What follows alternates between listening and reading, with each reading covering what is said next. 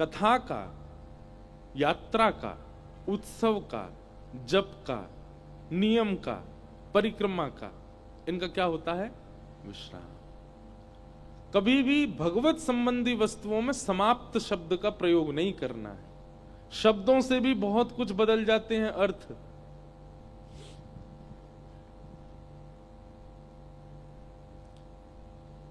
ठाकुर जी का भोग लगाना चाहिए कि प्रसाद लगाना चाहिए? बताओ। कई लोग कहते हैं हम ठाकुर जी का प्रसाद लगा रहे हैं।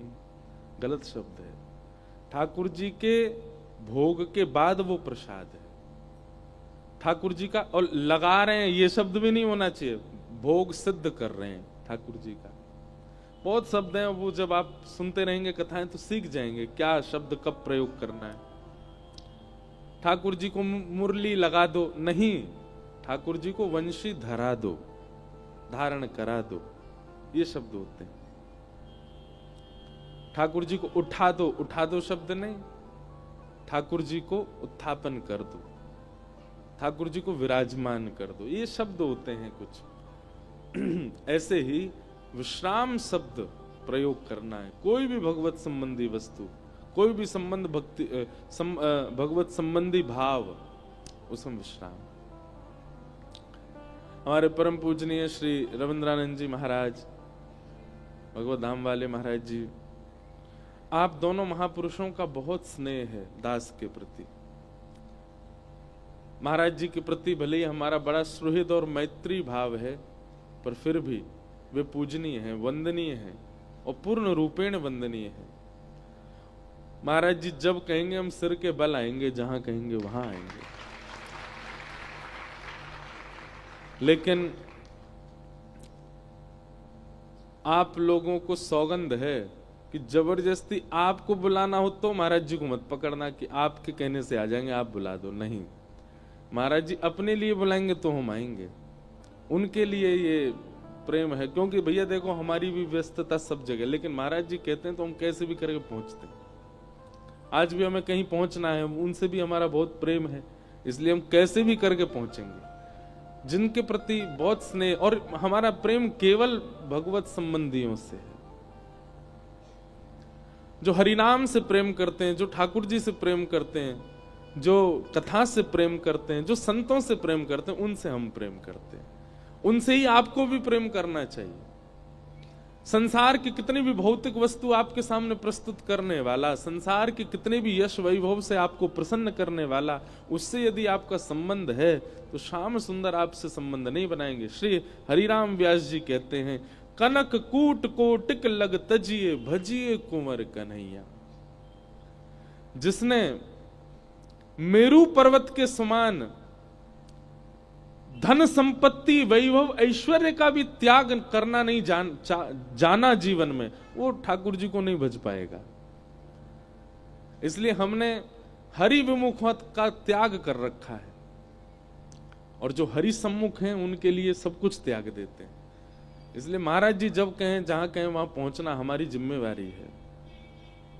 सिर बल जाऊं उचित यश मोरा, सबते सेवक धर्म कठोरा। महाराज जी की आज्ञा, उसका पालन आज पूर्ण हुआ। हापुड़ में कथा का विश्राम। अब 2026 में आएंगे, तब तक जय हो। एक पद महाराज जी आए हैं, पूज्य बड़े महाराज जी पधारे हैं। महाराज जी के श्री चरणों में बारंबार वंदन।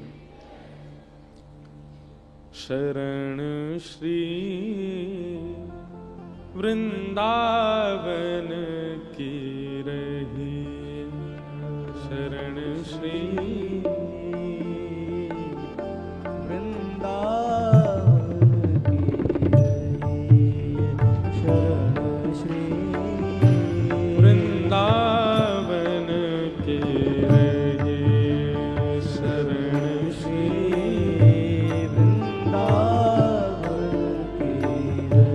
युगल बिहारी चरण कमल सो, युगल बिहारी चरण कमल सो, कल से जो कथा वृंदावन में है,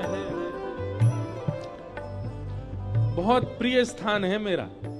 हम ज्यादा उसका नाम नहीं बोल रहे क्योंकि जगह बहुत छोटी है और वहां पहले ही 2000 लोग पहुंच गए, तो सब लोग आ जाएंगे, इसलिए आप लोग तो YouTube पे ही देख लेना। और कल से वहां बड़ी रस की चर्चा, निकुंज की चर्चाएं होंगी।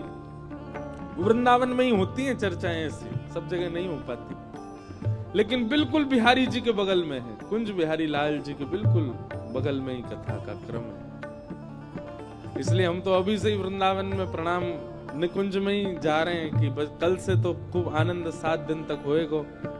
हापुड़ में आज आनंद को विश्राम, कल से आनंद को प्रारंभ। देखो ठाकुर जी के है जाओ, ऐसे ही जीवन है जाएगा आपको भी। नित्य प्रति नित्य आनंद, नित्य प्रति नित्य उत्सव। हम अपना अनुभव कह रहे हैं भैया, ठाकुर जी के जादनाते भय वादनाते, कबू टेंशन नहीं, कबू दिक्कत नहीं, कोई पीड़ा नहीं, कोई दर्द नहीं, किसी प्रकार की कोई अब सगुन नहीं, सब मंगल ही मंगल, नित्य मंगल हो रहा है। युगल बिहारी चरण कमल सो, युगल बिहारी चरण कमल सो, निस दिन ने लगाइए, निस दिन शरण श्री वृंदावन की रही, शरण श्री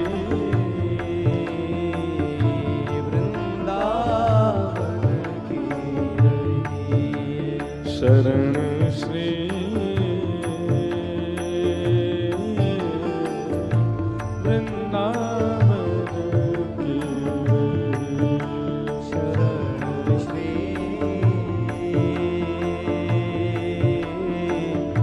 वृंदावन। हमारे जयपुर में एक स्थान है सरस कुंज, वहीं हमने अपनी जीवन की पहली भक्तमाल की और रसिक त्रिवेणी की चर्चा श्री हरिवंश महाप्रभु स्वामी श्री हरदास जी महाराज और श्री हरिराम व्यास, ये रसिक त्रयी हैं और हरित त्रयी हैं। इन 3 की चर्चा हुई थी इस बार जन्माष्टमी पर। सरस कुंज, वहां के महाराज जी श्री सरस माधुरी जी, उनका पद है। वृंदावन जाने वालों की रीति बताते हैं वे, वृंदावन जाने वालों को, जिनको युगल सरकार के दर्शन करने हैं, जिनको शामा शाम का अनुभव करना है, वो जाओ तो ये सब नियमों का पालन करो। क्या कह रहे हैं?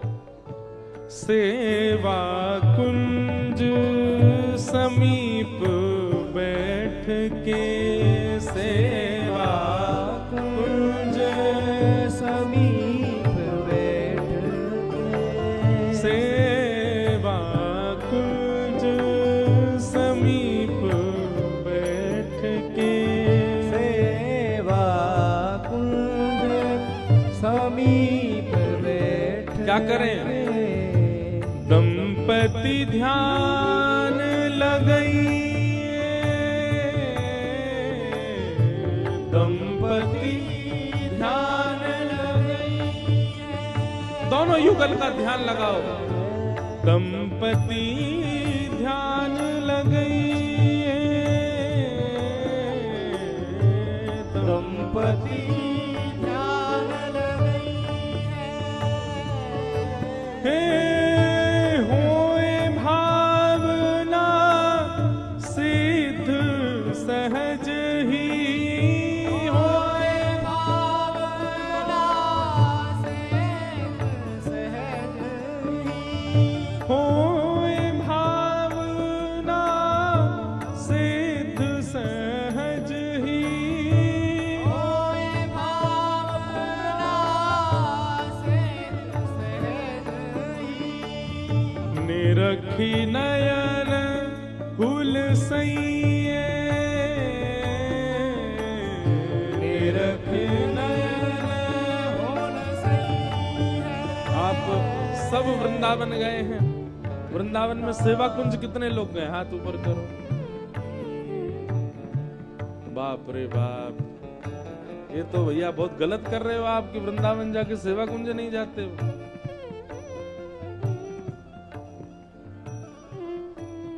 हमारे वृंदावन के 3 पहरेदार हैं, वहीं तक ही जाते हैं लोग, राधा रमण, राधा वल्लभ, राधा श्री कुंज बिहारी, बस। वास्तव में ये तीनों ठाकुर ऐसे सज धज के खड़े हो गए कि सबरे हम तक ही रुक जाएं, हमसे बढ़िया वृंदावन भीतर को सुरक्षित रहे।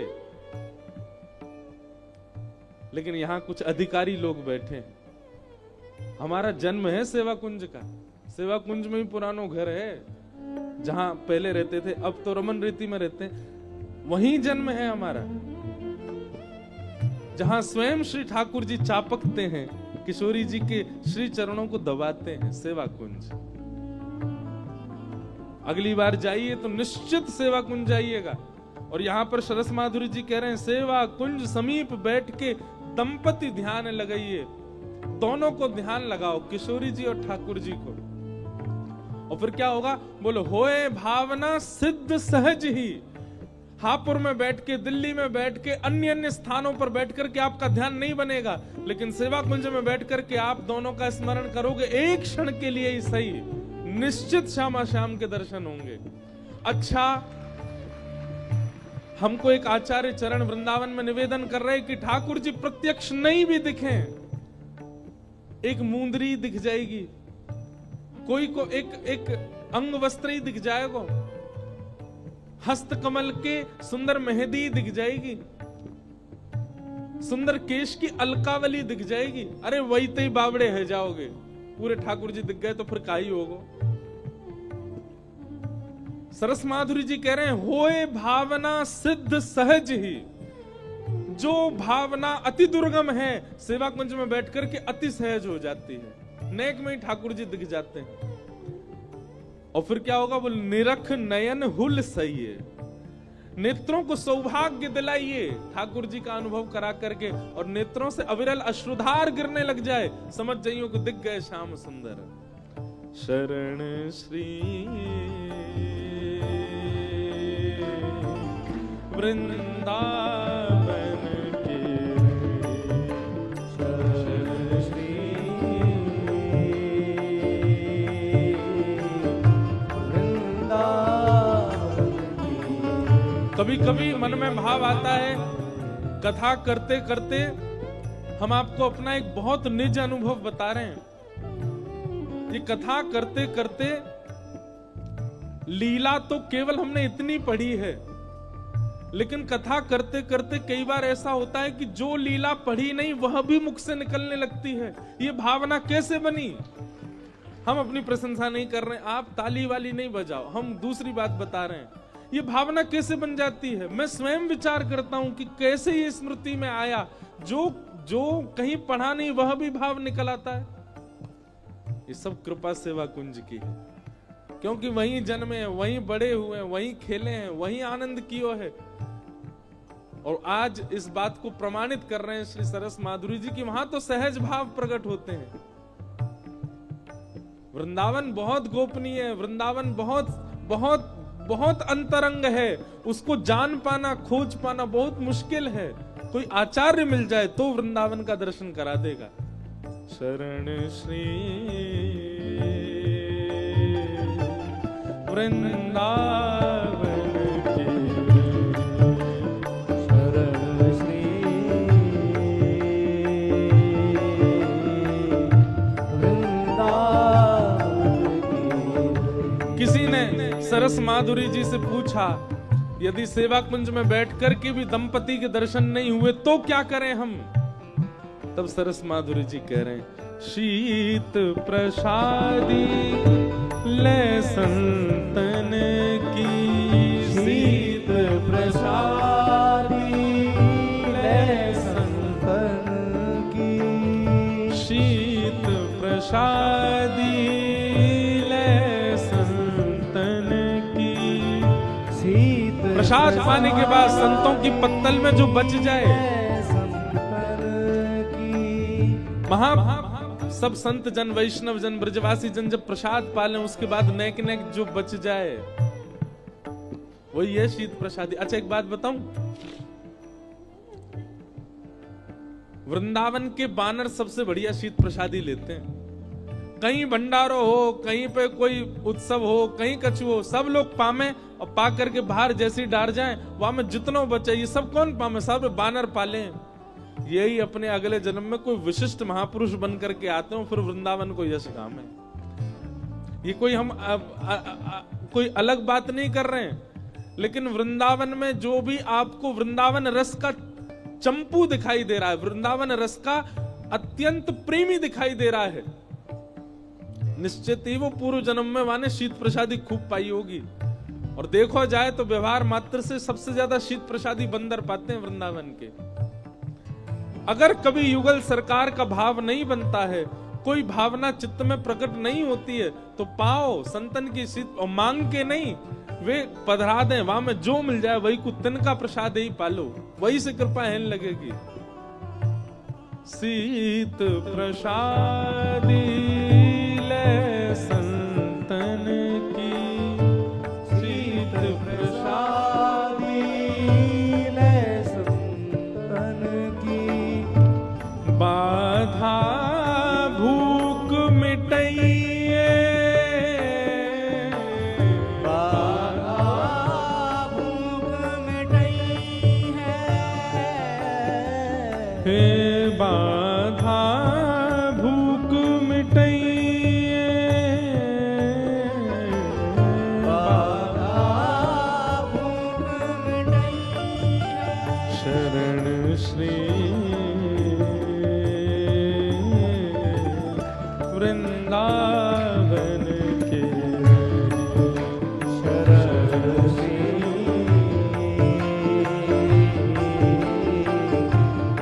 वृंदावन की, शरण श्री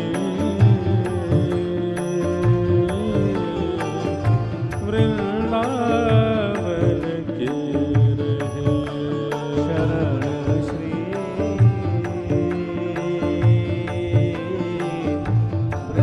वृंदावन की, राधे श्याम नाम रट रमना, राधे श्याम नाम रट रमना, राधे श्याम नाम रट रसना, राधे राधे श्याम नाम रट रसना, अश्रु द्रगन बहैये, अश्रु द्रगन बही हे है, सरस माधुरी पिय प्यारी के, माधुरी प्रिय प्यारी के, सरस माधुरी पिय प्यारी के, माधुरी प्रिय प्यारी के, प्रेम पुलक गुण गइये, प्रेम पुलक गुण गई है, प्रेम पुलक गुण गइये, प्रेम पुलक गुण गई है, शरण श्री वृंदावन के, शरण श्री वृंदावन की, शरण श्री वृंदावन के, शरण श्री वृंदावन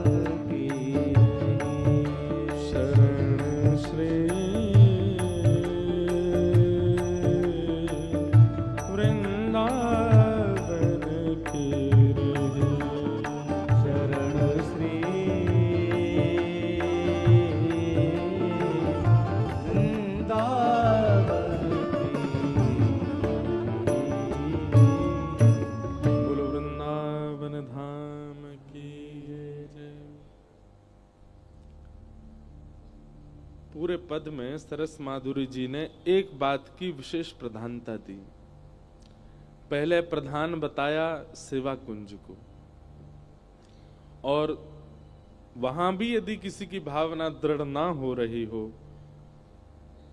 तो सीधे सर्व प्रधान भाव बता दिया, शीत प्रसादी लय संतन की। हम लोगों को बहुत संकोच होता है, पर कोई संत महापुरुष, अब पढ़े लिखे लोगों की समझ में आने वाली बात नहीं है, पर वृंदावन रस प्रेम जिनके चित्त में है उनके लिए ये बात बहुत बड़ी है।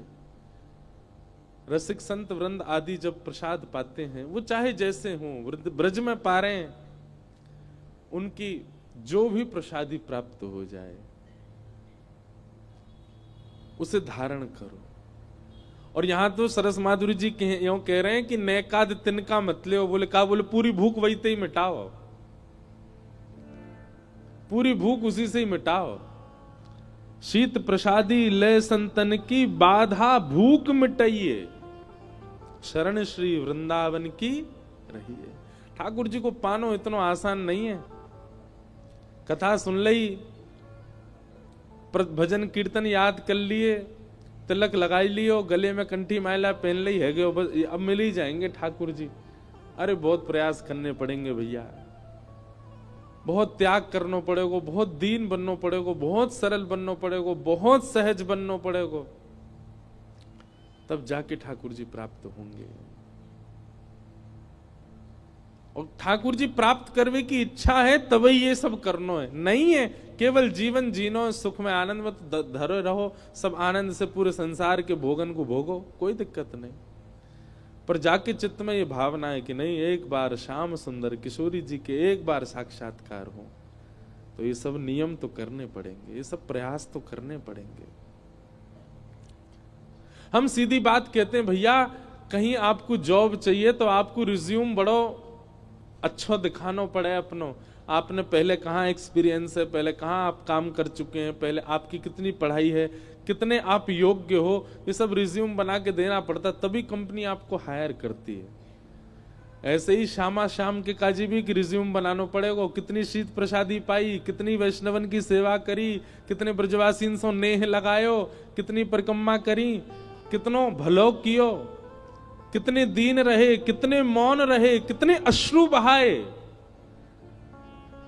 उन सबन को देख करके तब श्याम सुंदर किशोरी जी देखें, हाँ अब जी योग्य है गयो है, जाने रोए रोए करके सबरे तो पाप निकाल लिए, दीन बन के और सब रसिक जनन की रसिक शीत प्रसादी पाए करके अपने सबरे विकार दूर कर दिए, लोट लोट वृंदावन की रज में अपने तन की सबरी दुर्गंध दूर कर दी, अत्यंत सरल अत्यंत सहज बन गयो है, ब्रजवासीन सो नेह या के चित्त में प्रकट है गयो, अब जे हमारे लायक है गयो, या ते अब हम मिलेंगे, तब प्राप्त होते हैं।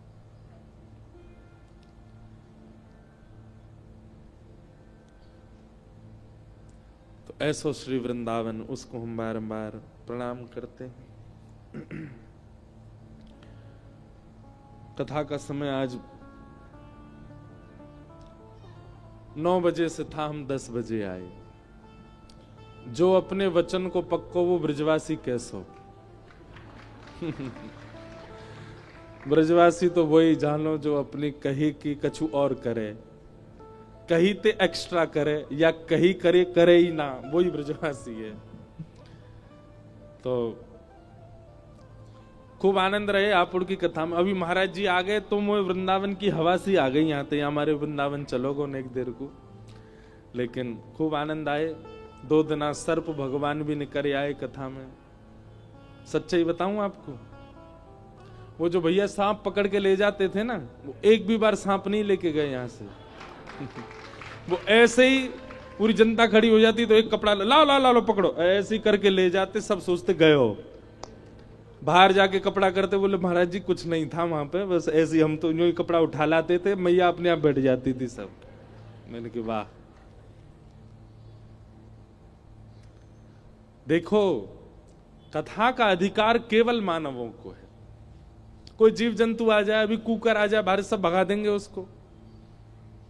अभी एक बिल्ली दिखी मुझे पीछे, लोग उसको भी पकड़ रहे थे, इसको भगाओ, क्यों? कथा का अधिकार केवल मानव को है। और ये बात सत्य है कि कथा केवल मानव के लिए है, पर कई बार ये जो जीव जंतु है ना, इन्हें भी अपने पूर्व जन्म का कुछ पता होता है।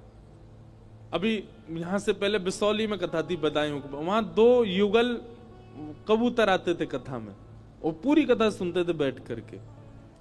कितनी बार ऐसा दर्शन किया मैंने अपनी कथाओं में, और भी कथाओं में होता है, सबकी कथाओं में कुछ ना कुछ होता है कि एक जीव जरूर कहीं ना कहीं विराजता ही है, वो पूरी कथा श्रवण करता है, और आप कथा के बाद उसको ढूंढेंगे वो नहीं मिलेगा आपको।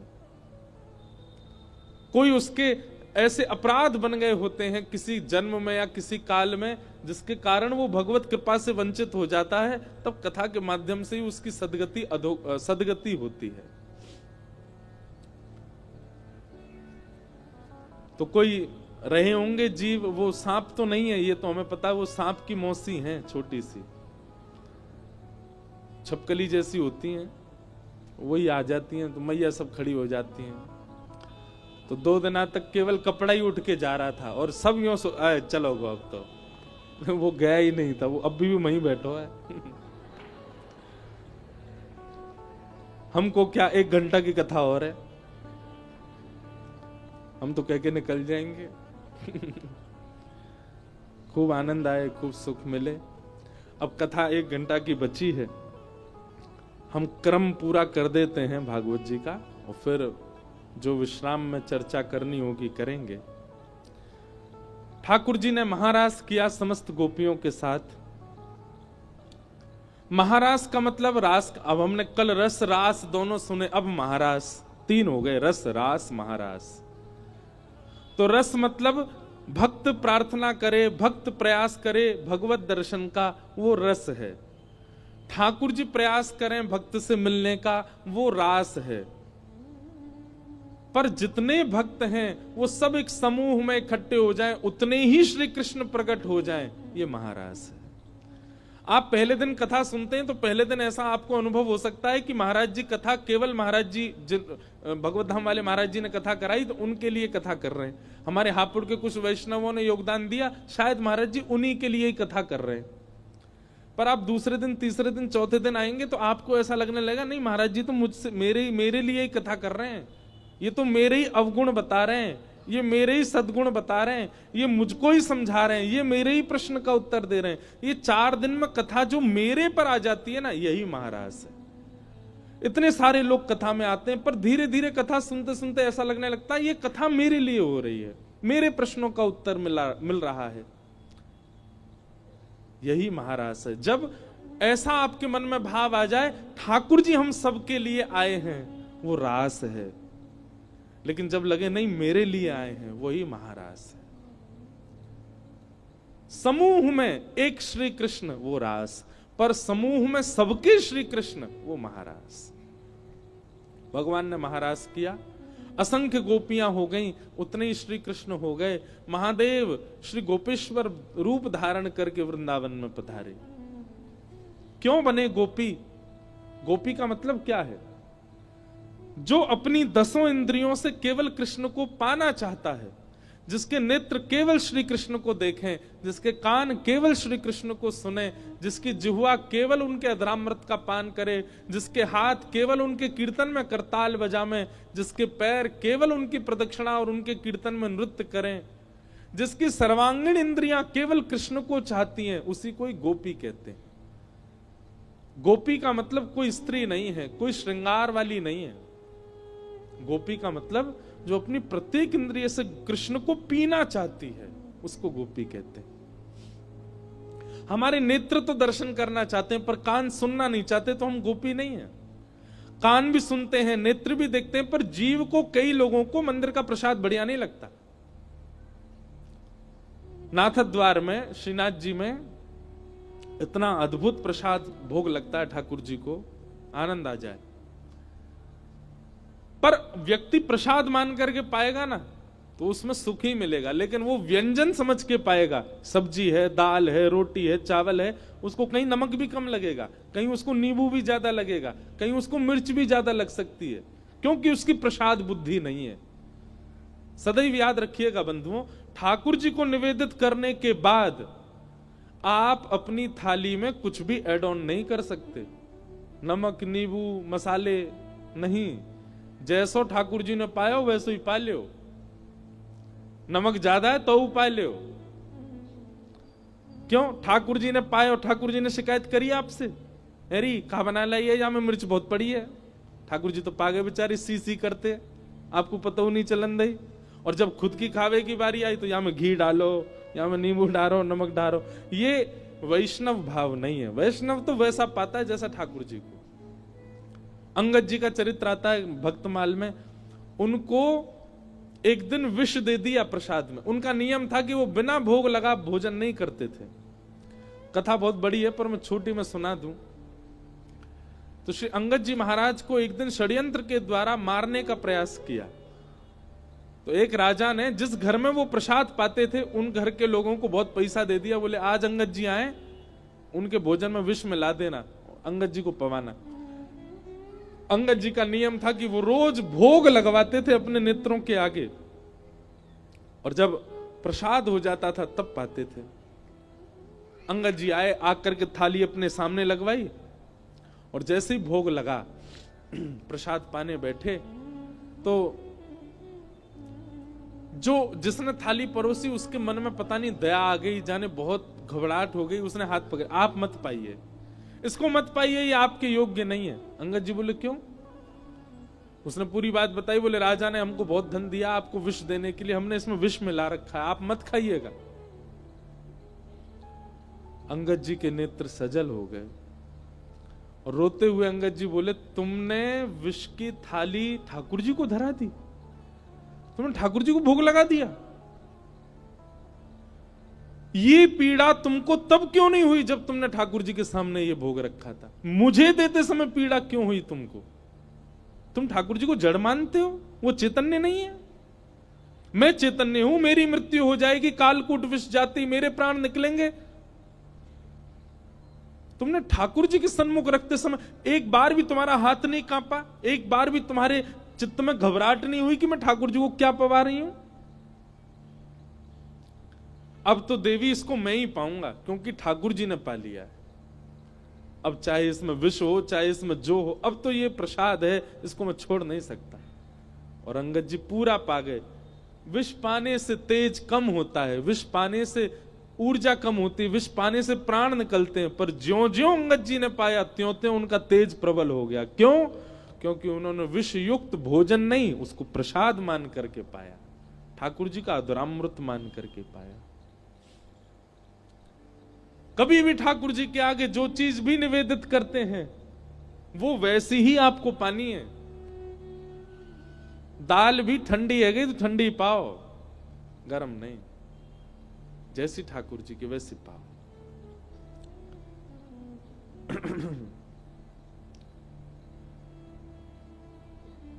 कई लोगों को दर्शन बहुत अच्छा लगता है, श्रवण अच्छा लगता है, पर उनको प्रसाद में चटोरे होते हैं, उनको यही मंदिर का नहीं पाएंगे, पाम बाहर लेंगे। आप गोपी नहीं हो। गोपी तो अपने सर्वांगीण अंग से श्री कृष्ण को पाना चाहती, चाहे जो मिल जाए वो गोपी। महादेव जैसे ही वृंदावन आए, गोपियों ने कहा हे महादेव भीतर जानो तो आपको गोपी बनना पड़ेगा। तब श्री ललिता जी ने आकर के महादेव को यमुना के तट पर प्रेम की शिक्षा प्रदान की। अब कई लोग इस पर विरोध भी कर सकते हैं, ये महादेव को ऐसे क्यों दिखा रहे हैं कि उन्होंने किसी शिक्षा ली। महादेव को सब नहीं पता, सब पता है भैया, पर वृंदावन तो वो स्थान है जहां पर ठाकुर जी को भी गोपियों से पढ़ना पड़ता है, जहां पर वृष्णीनाम प्रवरो मंत्री कृष्णस्य दयित सखा शिष्यो बृहस्पतिर साक्षात, साक्षात बृहस्पति के शिष्य उद्धव जी महाराज को भी वृंदावन आकर के गोपियों से पढ़ना पड़ा। वृंदावन में भैया सब देवता आकर के गोपी इनकी चरण रजी ले में, या हमारे इस बात पे विवाद मत करना कि भाई महादेव सब जानते हैं वो किसी से क्यों पढ़ेंगे। नहीं, श्री ललिता जी ने उनको प्रेम की शिक्षा प्रदान की, और ज्यों ज्यों प्रेम का उद्दीपन होता गया त्यों त्यों महादेव अपने रौद्र रूप से करुण रूप में आते चले गए। नेत्र सजल होने लगे, कृष्ण हाँ कृष्ण हाँ कृष्ण हाँ कृष्ण कहकर के रुदन करने लगे। तभी ललिता जी ने कही अब जे गोपी बन गए। तभी चुनरी उड़ाई, मुखमंडल को श्रृंगार किया और गोपी रूप धारण करके देवादिदेव महादेव वृंदावन में श्री गोपेश्वर रूप में विराजमान हो गए। बोलो गोपेश्वर भगवान की। एक बात हमारी मानिएगा, जिसको गोपी प्रेम चाहिए या जिसको भाव चाहिए वो भाव नहीं बन पाते जैसे गोपी प्रेम के भाव होते हैं, पर चाहते हैं कि हमारा भी बने। कछु दिना श्री गोपेश्वर महादेव के पास जाके गोपी गीत को पाठ करो। एकमात्र वृंदावन में गोपेश्वर ऐसा स्थान है, पूरे भारतवर्ष का एकमात्र महादेव का ऐसा मंदिर है जहां पर श्री ठाकुर जी को गोपी गीत सुनाते हैं, जहां पे श्री महादेव को गोपियों के भाव से, ठाकुर जी के भाव से प्रसन्न किया जाता है, जहां नित्य महादेव श्रृंगार केवल और केवल श्री राधा वल्लभ राधा रमन जी को दिखाने के लिए करते हैं कि अरे मैं कहीं प्रिय लग जाऊं उनको। ऐसे गोपेश्वर महादेव आए और महारास में उन्होंने भी नृत्य किया। सब ने आकर के ठाकुर जी के साथ मंगल महारास किया। 6 महीना तक महारास चलता रहा। योग माया पूरे ब्रजमंडल पर एक पर्दा फेर गई थी, जिससे सबको लग रहा था हमारे बहू बच्चे सब घर में ही हैं, पर वास्तविक रूप से ठाकुर जी का रास बिहार चल रहा था और आज भी चल रहा है वृंदावन में। ये योग माया है जो हमको रास देखने नहीं देती है। आज भी वृंदावन में रास बिहार होता है, नित्य ठाकुर जी रास करते हैं वृंदावन में, पर हम सब के ऊपर माया का पर्दा चढ़ा है, इसलिए ठाकुर जी का रास दिखता नहीं हमको। महारास हुआ, तत्पश्चात श्रीमद् भागवत में युगल गीत आया, जहां पर भगवान के सुंदर रूप का वर्णन समस्त गोपियां करती हैं। आगे केसी और कुछ राक्षसों का वध किया भगवान ने, वो सब लीलाएं सुनाई गई। अरिष्टासुर का वध किया भगवान ने। एक बहुत सुंदर कथा है कि एक दिन मधुमंगल ठाकुर जी तो बोलो ए रे लाला, बोले हाँ, जे तू पीली पीतांबरी पहने, घुंघराले केशन के ऊपर मोर पिच्छ लगा ले और बंसी से घुमा तो चले, या हमारे सबरी गोपी तो ते प्रेम करें, और हम ग्वारिया से बने डोले, या हमारे हमें कोई घास ना डारे। ठाकुर जी बोले तो तू बन जा मेरे जैसो। ना लाला, तेरे जैसे लत्ता पहनवे ते काम ना, लत्ता समझते हैं, लत्ता मतलब वस्त्र, तेरे जैसे लत्ता पहनवे ते काम ना चलेगा, मैं तेरे ही लत्ता ने पहनूंगा और तेरे जैसा श्रृंगार करूंगा, सबरी गोपी मऊए देखेंगे। फिर ठाकुर जी बोले दारी के कर मत लियो, फंस जाएगो। मधुमंगल बोलो ना ना, या के लत्तान में कछु जादू है। एक दिन ठाकुर जी यमुना स्नान के लिए गए मधुमंगल के साथ। भगवान ने अपने सारे वस्त्र उतारे, मोर पिच्छादी उतार दिए, घुंघराले केश खोल दिए और ठाकुर जी यमुना क्रीड़ा करने लगे। मधुमंगल बोलो जो बढ़िया समय, लाला भीतर ना रहो, जाके लत्तान ने लेके मैं भाग जाऊं। मधुमंगल ने पीली पीतांबरी पहन ली, महाराज कारी कमरी कमर में कस ली, ठाकुर जी की तरह सोने की कोंदनी बांध ली, गले में बैजंती माला पहन ली, ऐसे पत्रावली को श्रृंगार कर लियो, आंखन को काजर लंबो लंबो लगा लियो, सिर पर जैसे ठाकुर जी पाग पहने वैसी पाग बांध ली, केश बीच में जूड़ा बना के वहां पे मोर पिछ लगा लियो।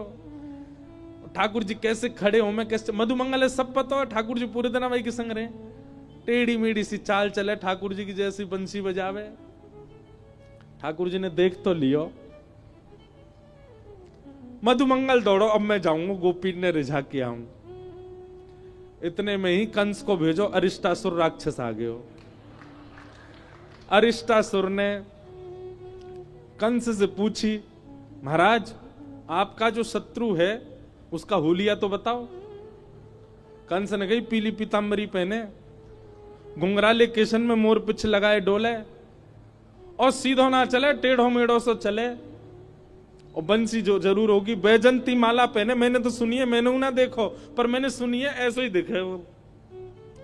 इतने में अरिष्टासुर सामने आकर के मधुमंगल के खड़ा हो गयो, और जैसे ही वो मारवे दौड़ो महाराज मधुमंगल को, चौकड़ी मार के भागो मधुमंगल, लाला बचा कन्हैया बचाइयो, अरे देख जे राक्षस पड़ गो मेरे पीछे। ठाकुर जी बोले ना ना तू ही लड़ ले आते, और पहन ले मेरे लत्तान ने। अरे सौगंध खा रहा हूं लाला, आज के बाद कबू तेरे लत्तान की ओर देखूंगा नहीं, पहनना तो बहुत दूर की बात, याते बचा मुझे। ठाकुर जी निकल के आ बाहर आए, एक मुष्टिक प्रहार से उसका वध कर दिया। मधुमंगल ने तुरंत ठाकुर जी के सबरे लत्ता उतार दिए। लाला तू लत्ता पहन के जावे तो गोपी रीझ है, हम पहन ले तो राक्षस आ जाए। ठाकुर जी बोले दारी के जाने ना हम जय जय हैं, हमारे लत्ता सबरे जय जय हैं। बोले जय हो भैया, तू ही पहन के रखा, हम पे ना पहनना, हम तो ऐसे ही ग्वारिया ही ठीक है। कोई बात ना, गोपी ना देखे, बूढ़ी बड़ी तो देखे ही ले हमें, वही तो ठीक है हम। ऐसी ठाकुर जी की मधुर लीला वृंदावन में चलती है। और एक दिन आया वो समय जिसकी किसी को प्रतीक्षा नहीं थी। कंस ने अक्रूर जी को भेजा कृष्ण और बलराम को लाने के लिए।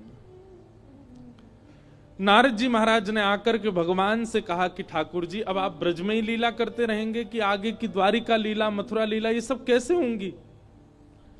ठाकुर जी बोले सांची पूछो नारद, तो मैं भूल चुका हूं कि मैं परमात्मा हूं, मैं भूल चुका हूं कि त्रिलोकी स्वामी हूं। आप सब देवता मंत्रणा करके कुछ ऐसा व्यवस्था करो ना कि कोई और संभाल ले वैकुंठ को, कोई और कर ले आगे की लीला। मैं इन ब्रजवासियों के बगैर रह नहीं पाऊंगा, और मैं तो फिर भी चला जाऊंगा क्योंकि मैं परमात्मा हूं, मेरे अंदर मोह नहीं है। पर ये ब्रजवासी, इनको तुमने झूठे को जाकर अगर बोल दिया ना कि श्री कृष्ण जा रहे हैं, इनके प्राण निकल जाएंगे। मुझे जाता हुआ देखना तो इनके लिए सबसे बड़ा दुर्भाग्य होगा। नारद जी ने बैठ करके भगवान से बहुत देर चर्चा की और ठाकुर जी से कहा नाथ आपको आना पड़ेगा और कोई उपचार नहीं।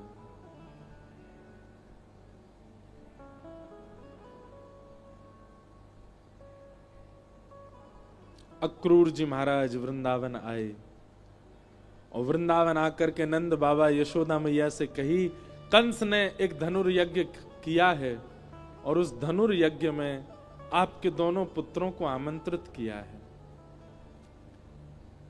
यशोदा मैया बोली इतने राक्षस भेजे वाने हमारे लाला मारवे के काजे और अब निमंत्रण भेज रहे हो?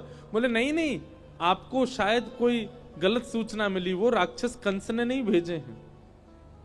कंस तो इन दोनों को सम्मानित करना चाहते हैं। हमने सुना कुछ दिन पहले बहुत जोर की बारिश हुई तो इन्होंने गिरिराज जी उठा लिए थे, सब आप सबकी रक्षा की। तब से महाराज कंस के नित्य मन में चलता है कि कृष्ण बलराम दोनों आवे और उनको मैं सम्मानित करूं। सम्मान देने वाला कभी राक्षस भेज सकता है? सबके मन में तो विश्वास हो ही नहीं रहा था कंस की बातों पर ठाकुर जी ने मन बनाया कि अगर मैं नहीं बोला तो ये सब तो भेजेंगे ही नहीं। ठाकुर जी अपना रूप बदल के, रंग बदल के और थोड़ा भाव बदल करके सब ब्रजवासियों के बीच में आके बोले ठीक है भैया, तुम सबरे ब्रजवासी बड़े मतलबी हो। जब राक्षस आ जाए, जब कालिया नाग आ जाए, जब इंद्र वर्षा कर दे तो कन्हैया कन्हैया कहते सबरे डोरेंगे। लेकिन आज एक राजा हमको सम्मान देना चाह रहे हो तो तुम सब चाहो नहीं हो कि हमें सम्मान मिले?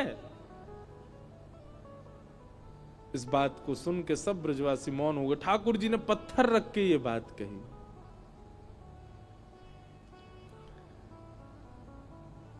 अक्रूर जी महाराज ले जाने के लिए आए हैं श्री ठाकुर जी को।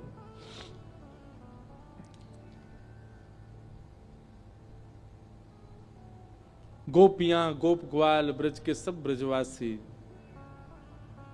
मन ही मन विचार कर रहे हैं और विधाता से प्रार्थना कर रहे हैं कि अहो विधाता स्तवन क्वचित् दया संयोज मैत्र्या प्रणय देहिना। अरे विधाता, तेरे अंदर दया नाम की चीज नहीं है क्या? कहां श्री कृष्ण को हमारा प्रेमी बना दिया, कहां हम सबके चित्त में उनके प्रति इतना प्रगाढ़ प्रेम प्रकट करा दिया। और जब हम सबके चित्त में प्रेम आ गया, आज मिलने का समय आया, अब उनके संग रहने का समय आया, उनके संग अब लीला करने का समय आया, तो तू उनको हमसे दूर कर रहा है।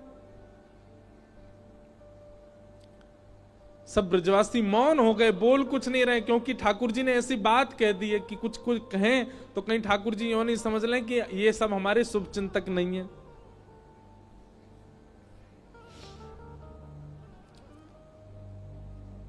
सब ब्रजवासी आज अपने घर नहीं गए, नंद भवन के द्वार पर बैठे हैं और पूरी रात सब सूर्य नारायण से प्रार्थना कर रहे हैं, हे सूर्य नारायण आप कल उदित मत होना, क्योंकि आपके उदित होते ही लाला हमें छोड़ के चलो जाएगो। रात में यशोदा मैया श्री ठाकुर जी को अंग से लगा करके सो रही है, लिपट के सोते हैं मैया से।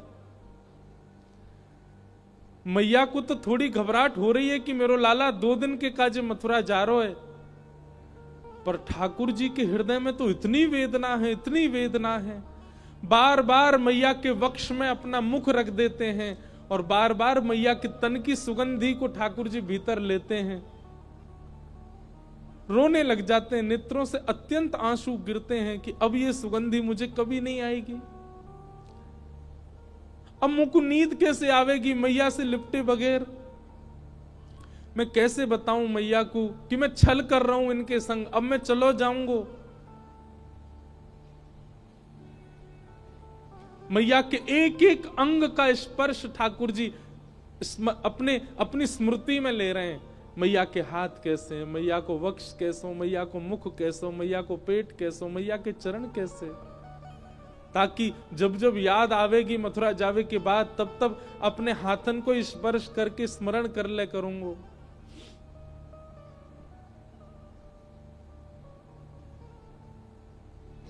मैं एक बात अभी कह रहा था पिछली कथा में, गोपियों का विरह सबने सुना, ब्रजवासियों का विरह सबने सुना, वृंदावन का विरह सबने सुना, हमारी किशोरी जी का विरह भी सबने सुना, पर श्री कृष्ण का विरह किसी ने नहीं सुना। गोपियां वेदना में हैं, ब्रजवासी वेदना में हैं, वृंदावन वेदना में हैं, सब सखियां वेदना में हैं, श्री जी भी वेदना में हैं, पर किसी ने यह विचार क्यों नहीं किया कि कृष्ण भी तो वेदना में है। और मैं व्यास मंच पर बैठ करके कह दूं, संत जनों के सानिध्य में मेरे मुख से निकल रही है ये बात, ब्रजवासी, ब्रज गोपिकाएं, वृंदावन आदि आदि जितने भी विरह हैं, इन सब का विरह एक पडले में रख दो और श्री कृष्ण का ब्रज के प्रति विरह एक पडला में रख दो। कृष्ण का विरह भारी है, पर क्योंकि वे पुरुष हैं इसलिए उनका विरह छुपा हुआ है।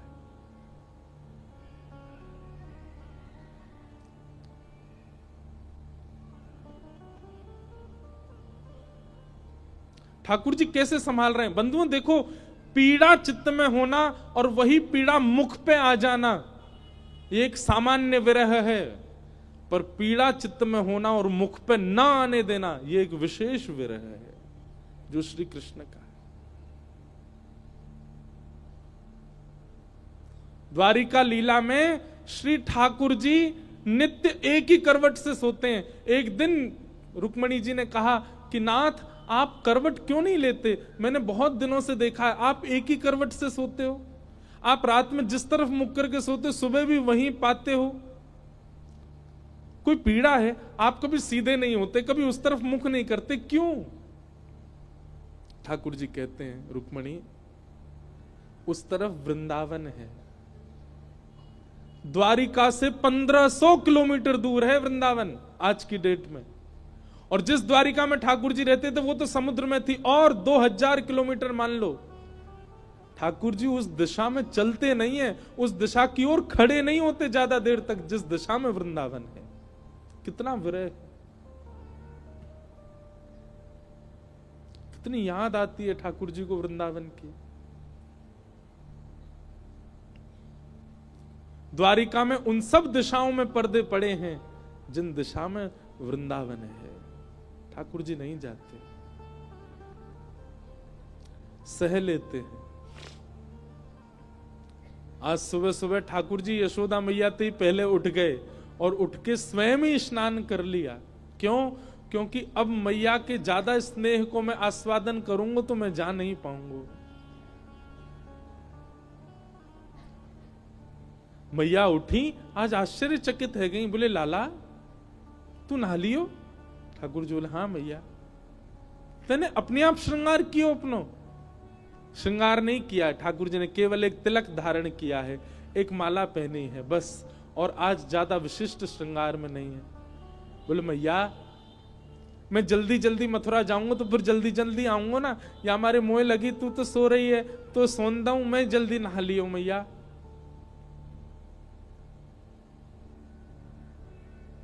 यशोदा मैया थोड़ी सी विचलित तो हुई आज तक ऐसा नहीं हुआ था। ठाकुर जी ने मन में विचार किया, अक्रूर जी से जाके कहा अभी ब्रह्म मुहूर्त है, सुबह की बेला है, सब ब्रजवासी अभी सो रहे होंगे, मैया यशोदा नंद बाबा उठ जाएं, केवल इनको प्रणाम करके हम चलें मथुरा की ओर।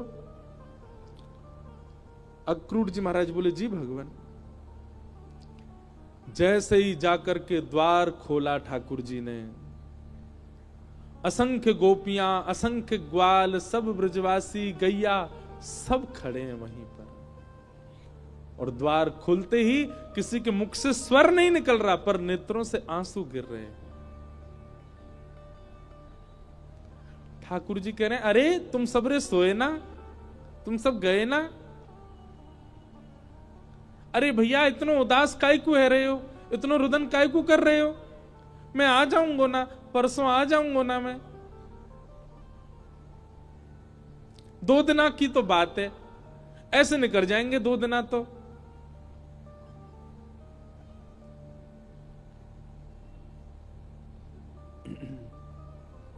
देखे बिन कान्हा जब मन नाही माना,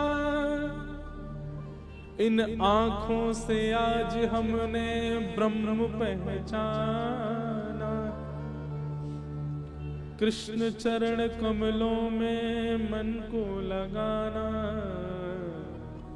इन गोपियों का ताना ये उल्हाना, दर्शन का बहाना है। गोपियां बहाने बना बना करके आती हैं।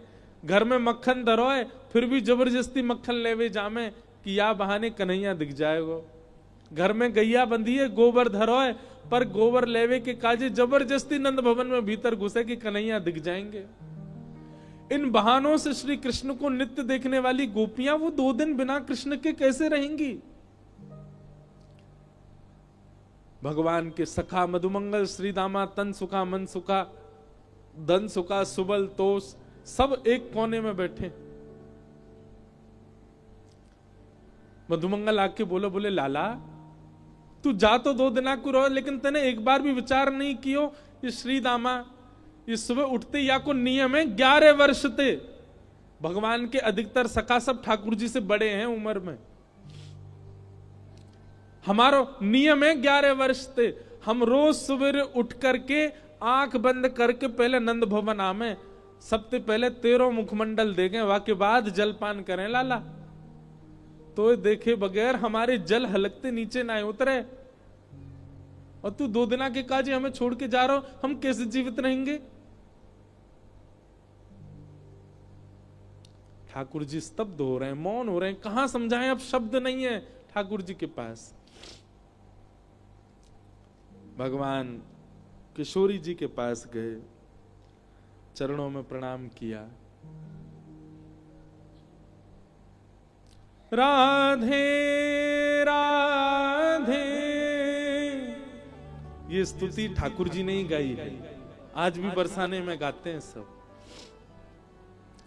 ठाकुर जी गा रहे हैं राधे राधे करुणामयी कृष्ण प्यारी, मेरी सुधली जो श्री वृषभानु दुलारी, मेरी सुधली जो श्री वृषभानु दुलारी। हे श्यामा जी, आप तो सब जाने, इस विश्व के कल्याण के लिए, उद्धार के लिए मेरो ब्रज से जानो कितनो जरूरी है। आप तो सब जाने श्यामा जी, मुझको आज्ञा दो। हे मनोहारिणी रासेश्वरी रस रूपा, हे रासेश्वरी रस रूपा, ब्रज विलासिनी ब्रज भामिनी ब्रज की भूपा, ब्रज विलासिनी ब्रज बासन ब्रज की भूपा, ललिता सहचरी सर्वज्ञ स्वरूपा, ललितादिक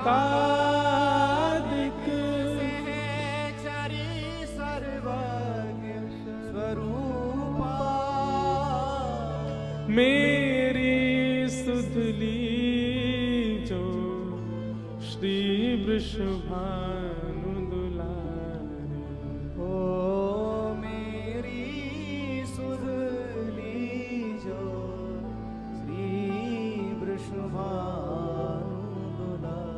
हे श्यामा जी, बस आगे की यात्रा में आप मुंह पे दृष्टि रखी हो। ठाकुर जी बिना नेत्र मिलाए चर्चा कर रहे हैं। किशोरी जी कह रही हैं, श्याम सुंदर या को उत्तर मुंह कहां देना चाहिए, आप ही बता के जाओ। ठाकुर जी बोले क्यों? बोले प्रेमी यदि जा रहे हो है तो दूसरो प्रेमी वाकू रोके नहीं, तो फिर प्रेम काय बात को? प्रेमी जा रहा है तो प्रेमी तो वाकू रोकेगो, लेकिन आप शुभ कार्य के लिए जा रहे हो, मानव कल्याण के लिए जा रहे हो, और शुभ कार्य में यदि कोई जा रहा हो तो उसको टोकना नहीं चाहिए। आप जा रहे हैं विश्व के कल्याण के लिए, मैं आपको रोकूं कैसे, मैं टोकूं कैसे? और मेरो प्रेमी जा रहा है और मैं रोकूं नहीं तो प्रेम कैसा? मुझे कहा करना चाहिए श्याम सुंदर, आप बता के जाओ। आपको आज्ञा दे दूं तो फिर मैं प्रेमी कैसी, जो अपने प्रेमी को दूर जावे की आज्ञा दे रही हूं? मैं टोक दूं, रोक दूं तो शुभ कार्य में टोक लग जाएगी। और मैं कछु ना कहूं तो प्रेमी जा रहा हो, और मैं कछु ना कहूं तो फिर प्रेम कैसा? मैं कहां कहूं, मुझे कहां उत्तर देना चाहिए? हे श्याम सुंदर बता के जाओ।